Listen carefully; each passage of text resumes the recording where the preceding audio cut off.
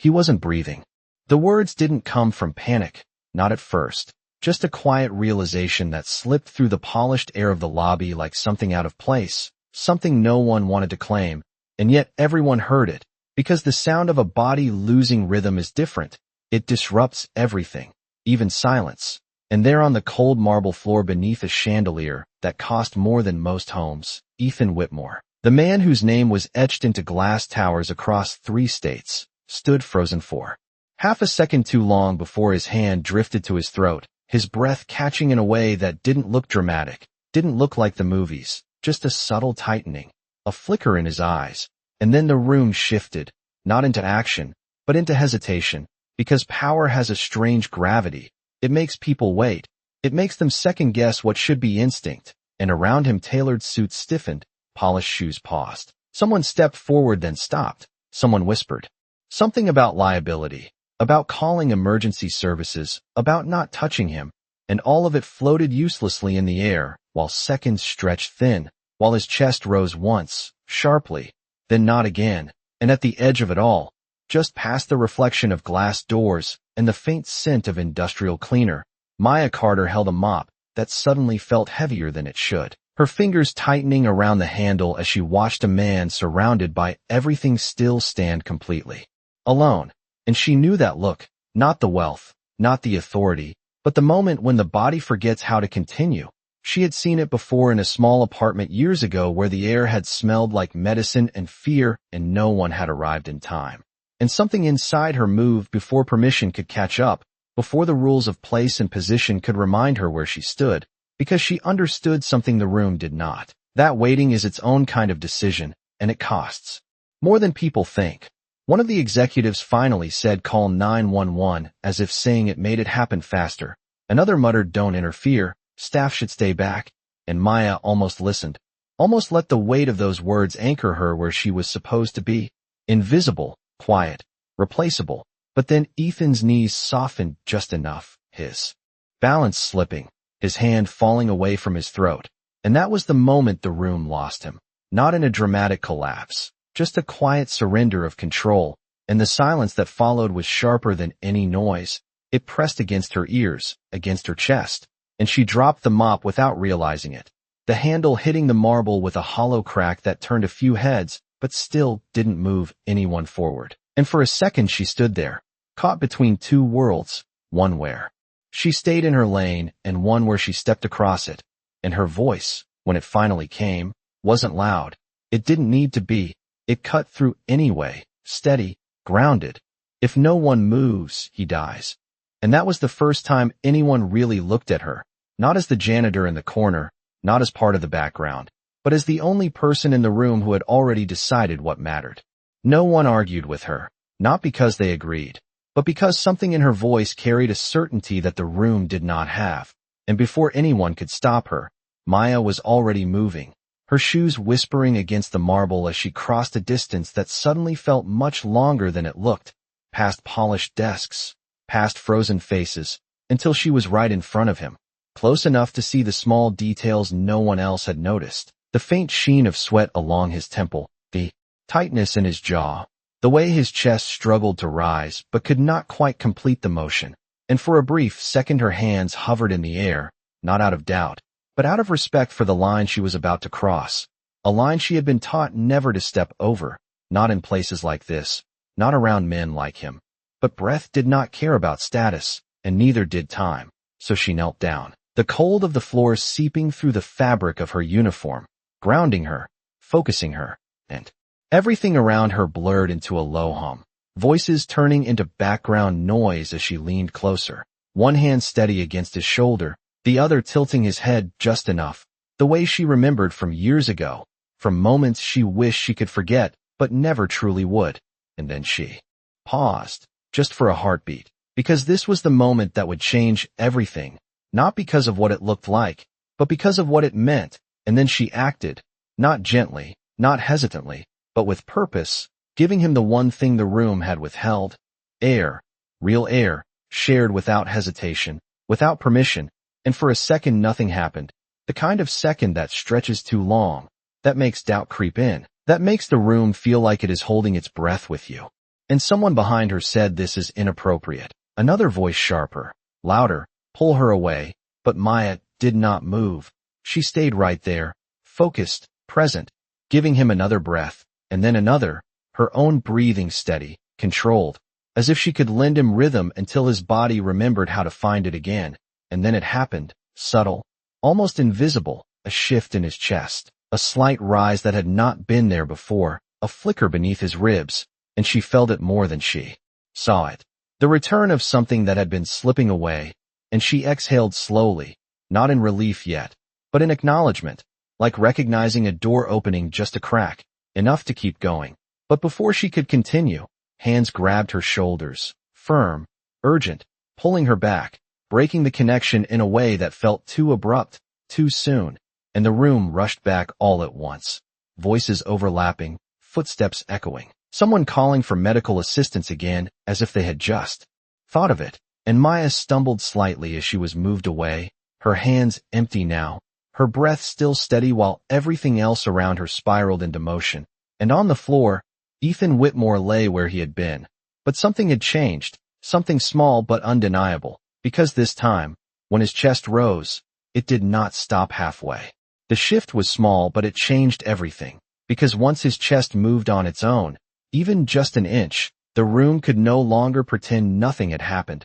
And suddenly the hesitation cracked, voices rising, footsteps closing in, someone dropping to their knees beside him with a sense of urgency that had not been there seconds before, as if action had finally been given permission now that the worst had already passed. And Maya stood a few feet away, her back straight, her hands still slightly trembling at her sides, not from fear but from the sudden emptiness that follows when purpose is taken from you too quickly. And she watched as they surrounded him, suits kneeling on marble they would never normally touch, a phone pressed to someone's ear, another voice calling out his name like repetition could anchor him, and then a sharp inhale cut through the noise, subtle but unmistakable, the kind of breath that does not ask for help but takes it. And Ethan's chest rose again, this time fuller, deeper, his body remembering something it had almost let go, and a wave moved through the room, not loud, not dramatic, just a collective exhale that no one acknowledged, because relief in places like this is often quiet, almost private. And one of the executives looked at the others with wide eyes, whispering, "He is breathing," as if saying it made it more real. And Maya felt it then, not pride, not even relief, just a steady settling inside her chest, the kind that comes when something that could have ended differently does not. And she turned slightly, instinct telling her to step back further, to disappear again into the edges where she belonged, because that was how it worked. People like her stepped in when needed and stepped out before they were noticed too much. But before she could take more than a single step, a hand caught her arm, firm, controlled, not rough, but not gentle either, security. Their grip professional, their eyes already assessing, already deciding. And one of them spoke quietly but firmly, "You need to come with us." And the words landed heavier than expected, not because she did not understand them, but because she did, completely. And she nodded once, not resisting, not explaining, because explanations were rarely asked for from someone in her position. And as they guided her away, she glanced back just once, just long enough to see Ethan's head shift slightly, his brow tightening, as if waking from somewhere deep and disorienting, his breathing still uneven but present, alive. And for a brief moment his eyes opened, not fully, just enough to catch fragments of light, shapes without meaning. But something in that unfocused gaze moved, searching without knowing what it was searching for. And Maya turned forward again, letting herself be led toward the hallway where the polished floors gave way to quieter corridors, the scent of cleaning solution stronger here, more familiar, and the noise of the lobby faded behind her, replaced by a different kind of silence, one that felt less like tension and more like distance. And she walked without asking where they were taking her, because she already knew how this part usually went. There would be questions, maybe consequences, maybe nothing at all, just a quiet dismissal that erased what had just happened. And yet something lingered, not in the room she left behind, but in the breath she had felt return, because even as doors closed and voices faded, that single change could not be undone, no matter who chose to remember it. The hallway felt colder than the lobby, not in temperature but in presence, The kind of cold that came from fluorescent lights and quiet rules that no one needed to say out loud. And Maya walked between them without resistance, her footsteps soft against the tile, her breathing already steady again, as if what had just happened belonged to another version of her that she had already stepped away from. And the guard on her left loosened his grip slightly, not out of kindness, but because she was not fighting, not asking questions, just moving forward like someone who understood how these moments usually ended.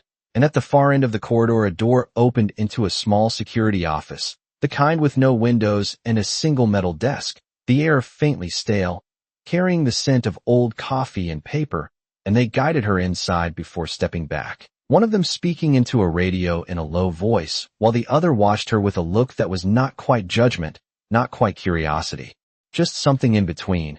And Maya stood there for a second before choosing the chair herself, sitting down slowly, her hands folding in her lap as if she had done this before, because in a way she had, not this exact situation, but the feeling of being pulled aside, separated from the scene, turned into a question that needed answering, and the seconds stretched again, quieter this time, marked only by the faint hum of the overhead light and the distant echo of movement somewhere far beyond the walls. And she let her eyes rest on the surface of the desk, noticing the small scratches, the worn edges, details that grounded her, that kept her from replaying the moment she had just left, because replaying did not change anything. It never had. And after a while the door opened again, not with urgency but with intention, and a woman stepped inside, mid-40s, tailored suit, posture straight, the kind of presence that did not need to raise its voice to be heard. And she closed the door behind her before speaking, her tone calm but precise. Maya Carter. And it was not a question, and Maya looked up, meeting her gaze without challenge, just acknowledgement. Yes, ma'am. And the woman studied her for a second longer than expected, as if placing her into a context that had not existed before. Then she stepped closer to the desk, setting down a tablet without breaking eye contact. Do you understand why you are here? And the question was simple, but it carried layers, not just about rules, but about boundaries, about what people were allowed to do and who was allowed to do it. And Maya nodded once, not defensive, not apologetic, just clear, because I stepped in. And the woman tilted her head slightly, considering that answer, then asked, did anyone instruct you to intervene? And Maya shook her head. No, ma'am. And for a moment the room held that exchange, quiet but weighted. And somewhere beyond the wall a faint voice echoed, distant but urgent, followed by the quick rhythm of footsteps passing by, and the woman's attention flickered just for a fraction of a second before returning to Maya. But something had shifted, something subtle, like information moving faster than expected, and then a voice crackled through the radio on the guard's shoulder, not loud but clear enough. He is conscious. And the words landed in the room with a stillness that felt heavier than silence. And Maya did not react outwardly. She did not smile, did not exhale in relief. She simply lowered her gaze for a brief moment, as if acknowledging something private, something that did not need to be shared. And when she looked back up, the woman across from her was watching differently now, not with authority alone, but with something else layered beneath it, something that had not been there when she first walked in, and for the first time since she sat down, the question in the room was no longer just what she had done, but what it meant. The room did not return to normal after that.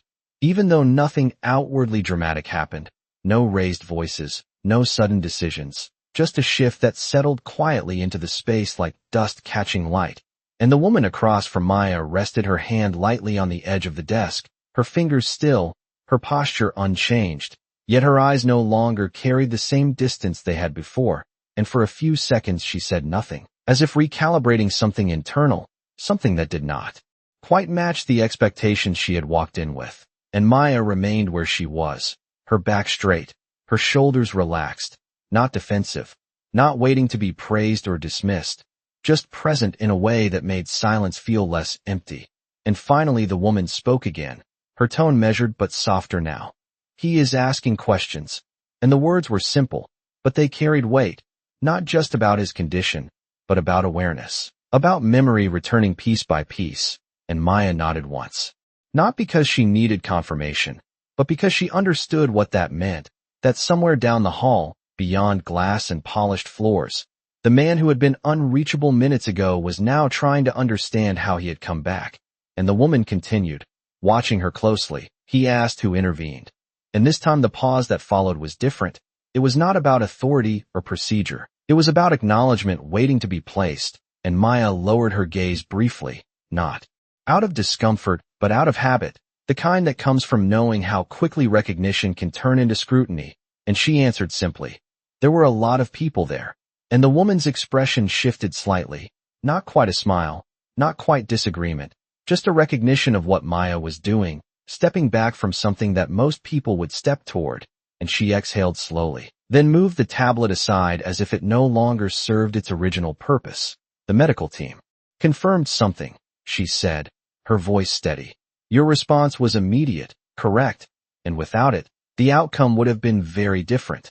And the words hung there, not exaggerated, not dramatic, just factual, and Maya absorbed them quietly, her hands still folded, her breathing even, as if the validation, while real, did not change the core of what had driven her in the first place. And outside the door, footsteps passed again, faster this time, a different energy moving through the building. And then another voice came faintly through the wall, not urgent, not chaotic, just clear enough to carry a single phrase. He is stable. And something in the room settled further, like a final piece clicking into place, and the woman straightened slightly, her tone returning to something more official, but not as rigid as before. You were not authorized to act, she said, and for a moment it sounded like the beginning of consequence, like the expected path unfolding exactly as it should. But then she added, after a brief pause that changed everything, but you did. And Maya looked up at that, meeting her gaze again, not searching for approval, not expecting it, just acknowledging the truth of the moment. And the woman held that look a second longer before continuing. There are protocols for situations like this, but protocols do not always account for reality. And she stepped back slightly, giving space where before there had been none. You may return to your duties for now. And the sentence was simple, almost understated, but it carried something unexpected, not dismissal, not punishment, but a quiet release. And Maya rose from the chair without hesitation, her movements calm, controlled, as if she had been expecting either outcome and had prepared for both. And as she reached the door, her hand resting briefly on the handle, the woman spoke one last time, not loudly, not formally, just enough to be heard. He is alive because you chose not to wait. And Maya paused for a fraction of a second, not turning back, not responding, just letting the words exist in the space between them before she opened the door and stepped out into the hallway again, where the lights were the same, the air unchanged, and yet something within it, something subtle and unseen, had shifted, in a way that would not easily return to what it had been before. The hallway did not greet her with anything new, just the same steady hum of overhead lights and the faint echo of footsteps that never fully disappeared in a building like this. But as Maya stepped back into it, something in the air felt different, not louder, not warmer, just aware, as if the walls themselves had noticed what had happened and were still holding on to it in quiet reflection. And she walked at her usual pace, not rushing, not lingering, her shoes tracing the same path she had taken dozens of times before, past doors she had cleaned, past corners where no one ever looked twice at her. And yet now, as she moved, a few glances followed her just a second longer than they should have. Not enough to be obvious, just enough to register, and she did not react to them, did not adjust her posture or her pace, because attention, especially unexpected attention, had a way of complicating things if you acknowledged it too quickly. So she kept moving until the polished marble of the main lobby came back into view, and the scene there had shifted again, not chaotic, not frozen, just organized in a way that suggested something important had already happened and was now being contained. Paramedics standing near the center, equipment neatly arranged, voices lower, more controlled, and on the floor where Ethan had been, there was now only the faint outline of where it had occurred, a memory more than a mark. And Maya slowed for just a fraction of a second, her eyes moving across the space without stopping on any one detail, until she saw him, not lying down anymore, but seated, supported, his back slightly against a structure brought in for stability. His suit no longer perfectly aligned, his posture not yet fully returned to its usual authority, but his eyes open now, clearer, focused in a way that signaled presence, not just survival. And around him people moved carefully, speaking to him, asking questions, offering reassurances, and for a moment Maya stood at the edge of it all, not stepping closer, not stepping away, just existing in that thin line where she could see without being seen. And something in her chest settled again, not relief exactly, but confirmation, the kind that does not need words. And then, as if drawn by something he could not yet name, Ethan's gaze shifted, moving past the people directly in front of him, past the professionals and the familiar faces, searching without urgency, but with intent, and it landed, briefly, on her, not because she called attention to herself, not because anyone pointed her out, but because something in his memory, still incomplete, still forming, recognized the outline of her presence before it understood it. And their eyes met for just a second, no longer, but long enough for something unspoken to pass between them. Not recognition in the full sense, not yet, but awareness, like seeing a shape in the dark and knowing it matters before knowing why. And Maya held that moment without reaction, her expression calm, her posture unchanged, because whatever that look meant, it was not hers to define, not yet. And then someone stepped slightly into his line of sight, breaking the connection, guiding his attention back to questions, to names, to the structured reality that surrounded him. And Maya exhaled slowly, almost imperceptibly, before turning away, her hands returning to the quiet rhythm of her work as she moved toward the cleaning cart she had left behind, the handle still where it had fallen, waiting without judgment. And she picked it up, steady, grounding, and began again. The soft glide of the mop across marble filling the space where everything else had just happened, as if the building itself was already beginning to move forward, even if the people inside it were not quite ready to do the same. The sound of the mop sliding across marble returned like a quiet heartbeat, steady and predictable, and Maya let herself fall into it. The rhythm familiar, almost comforting, because it asked nothing from her except presence, and presence was something she knew how to give without being seen. And yet today the space did not fully allow her to disappear the way it usually did.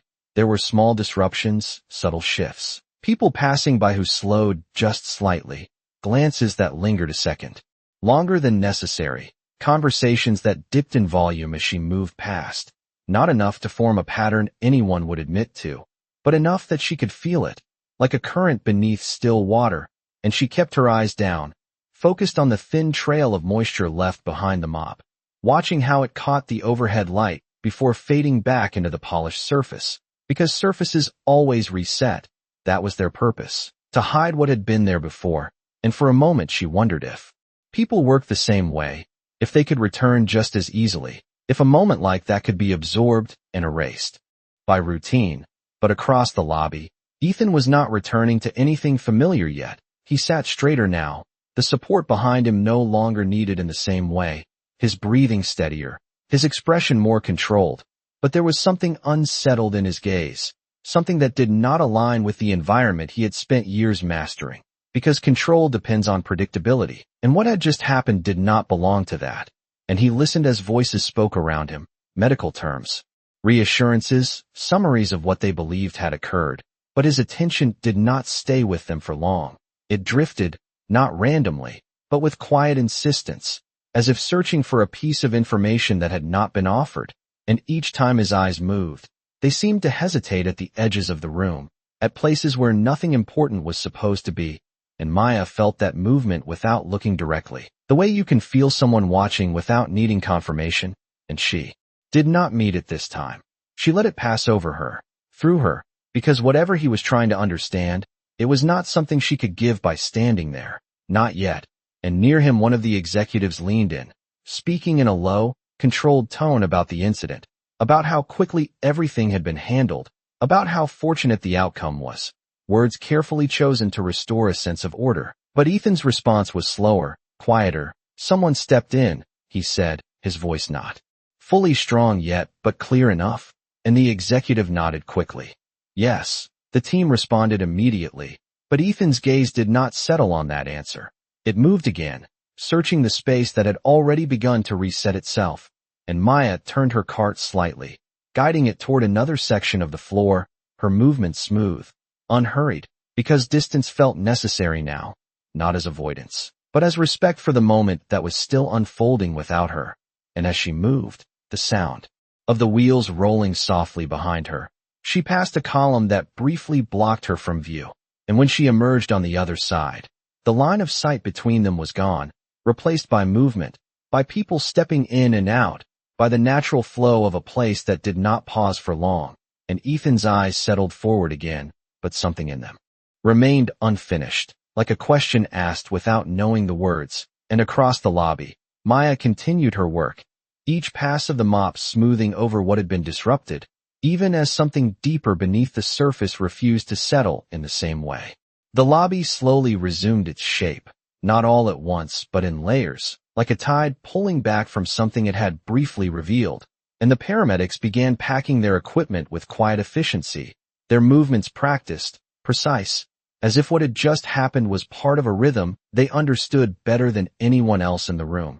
And one by one the surrounding executives straightened their jackets, adjusted their sleeves, reclaimed the posture that belonged to their world, but something subtle lingered in their expressions, a thin fracture beneath the surface that had not fully sealed, because control, once interrupted, does not return exactly the same, and Ethan stood now, not fully on his own at first, a hand lightly supporting his arm before he gently pulled away, signaling without words that he needed to feel his own balance again.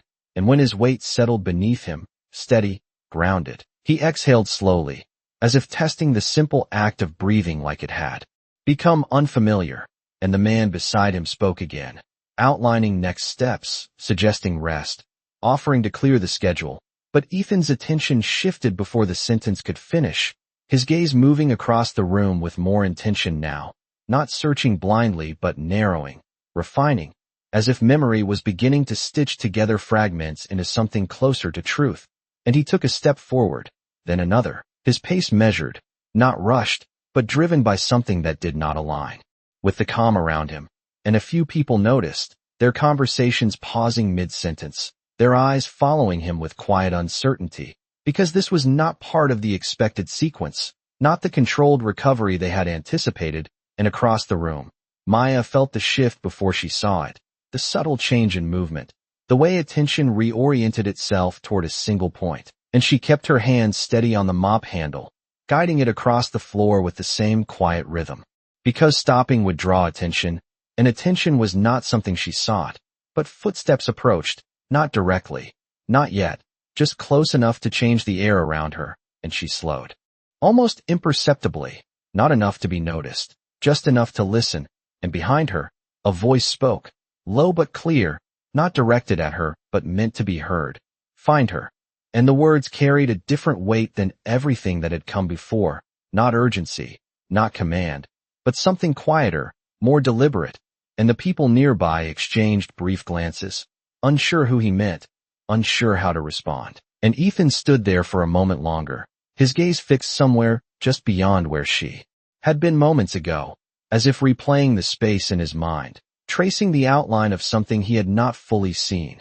And then he turned slightly, scanning again, more carefully this time, and Maya moved, not away, not quickly, just enough to continue her path naturally, letting the column ahead of her guide her out of the direct line of sight, because instinct told her that this moment was not finished, that something was building beneath the surface that did not yet have form.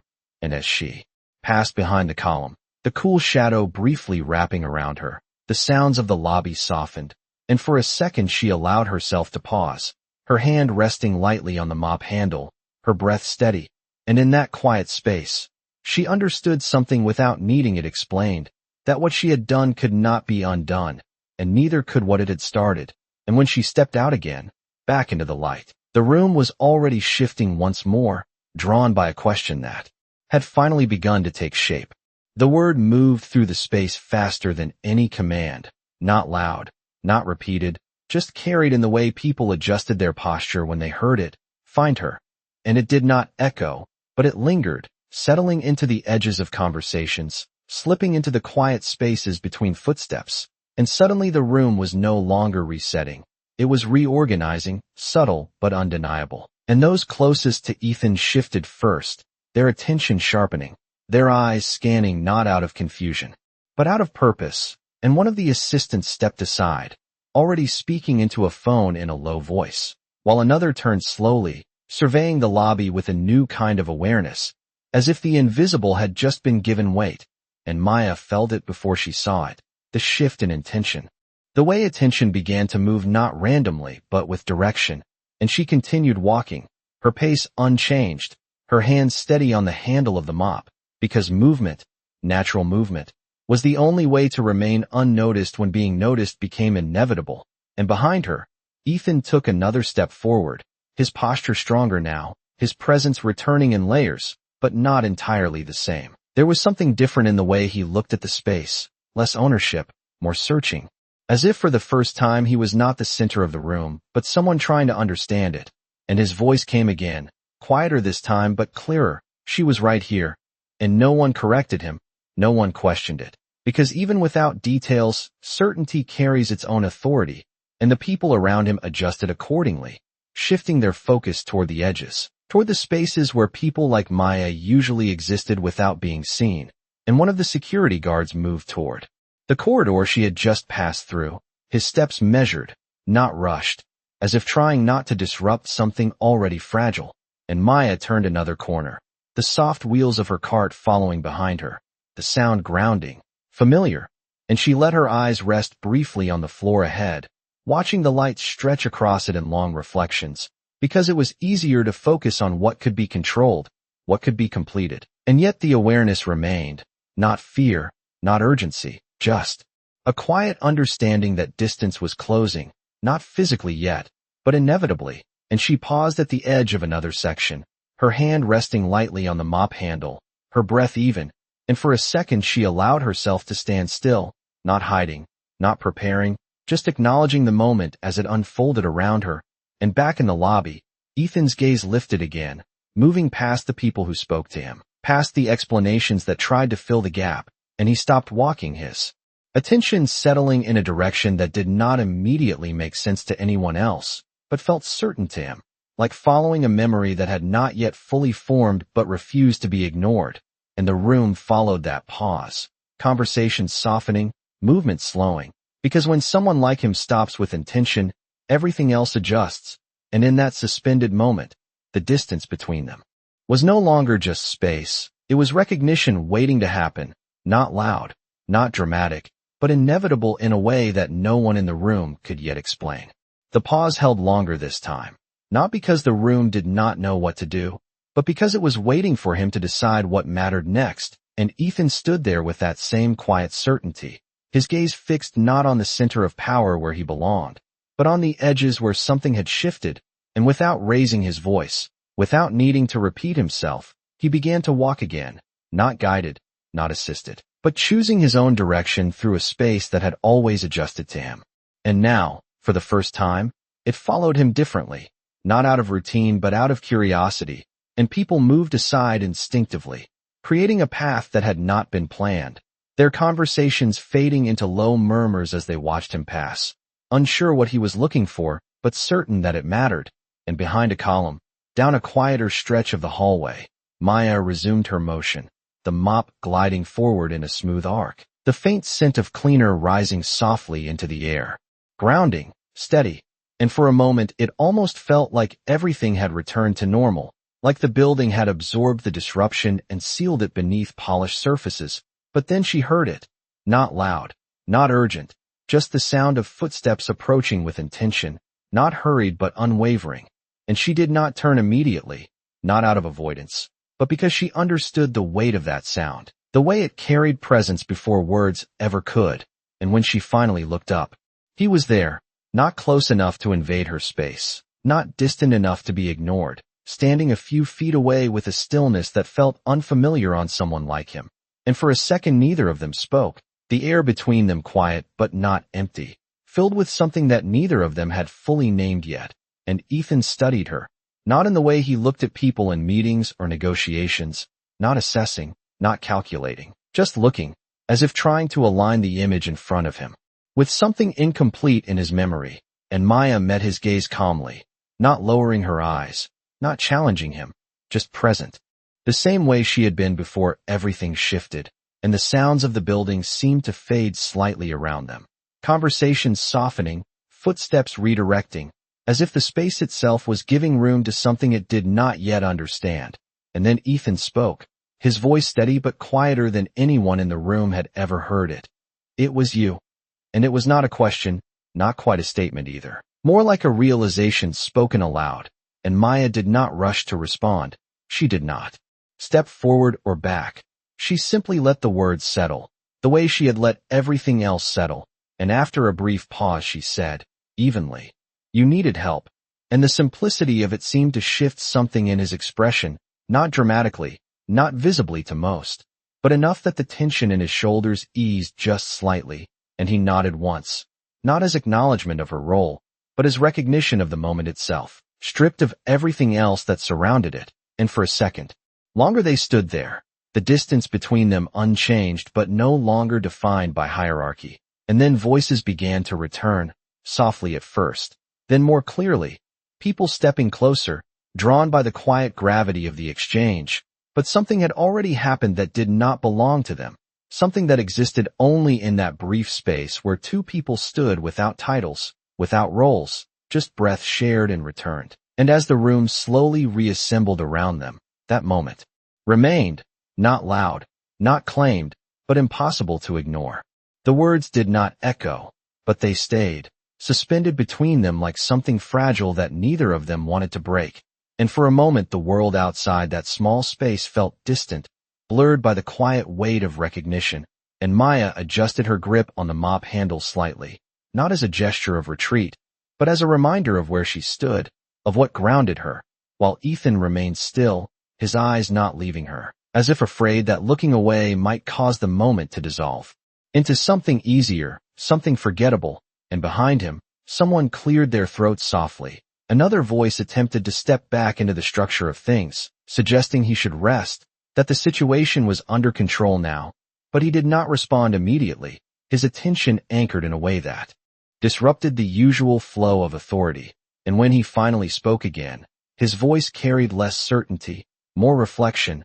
No one else moved, and it was not an accusation, not directed at anyone, just an observation that seemed to settle heavier than anything said before. And Maya's gaze softened slightly, not with emotion that could be easily named, but with understanding, because she knew that moment too well, the moment when waiting feels safer than acting. And she answered simply, "Sometimes people think help will come from somewhere else." And the truth of it lingered, quiet but undeniable.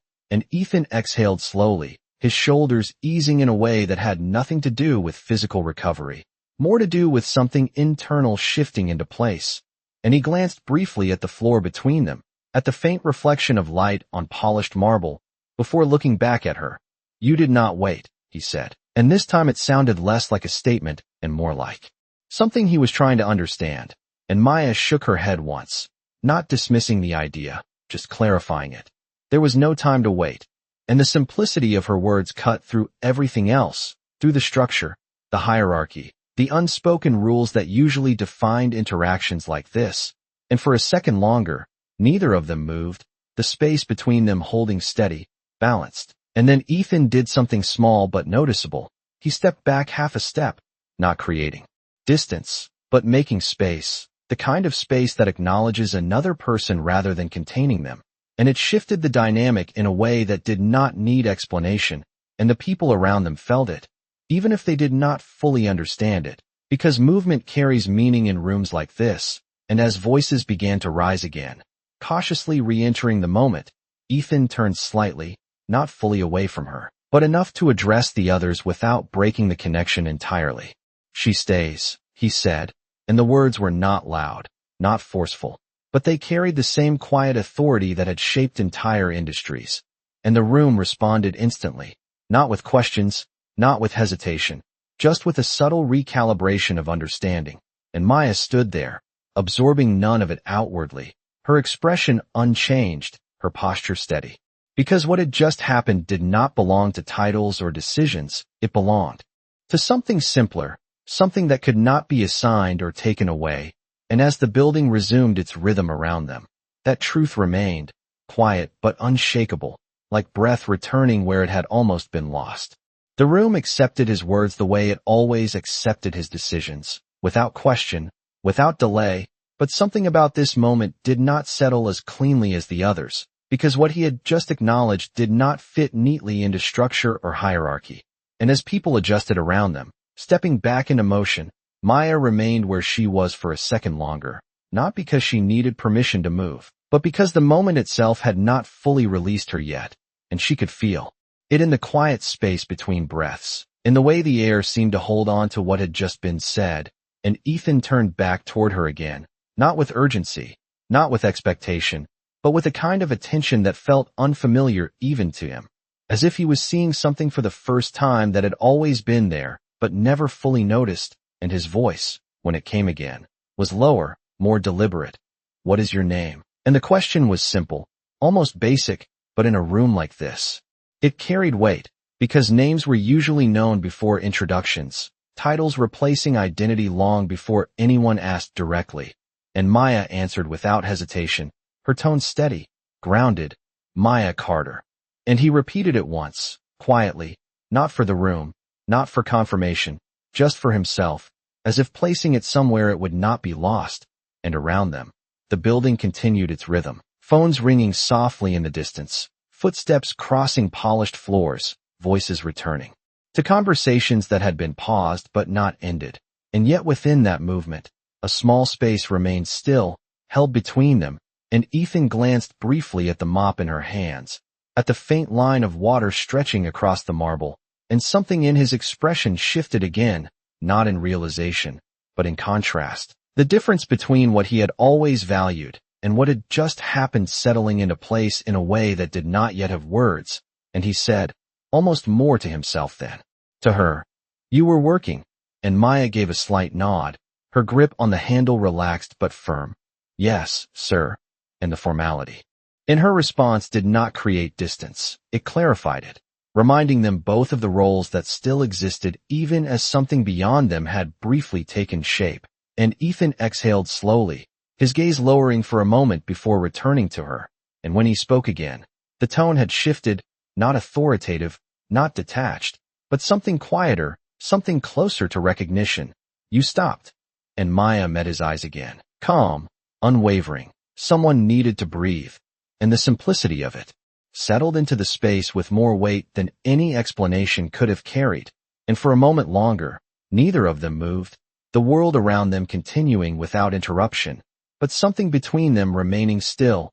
And then Ethan stepped back slightly, not withdrawing, just allowing the space to expand again, and he nodded once, not as a command, not as a signal, but as acknowledgement, something small and unspoken that did not require response.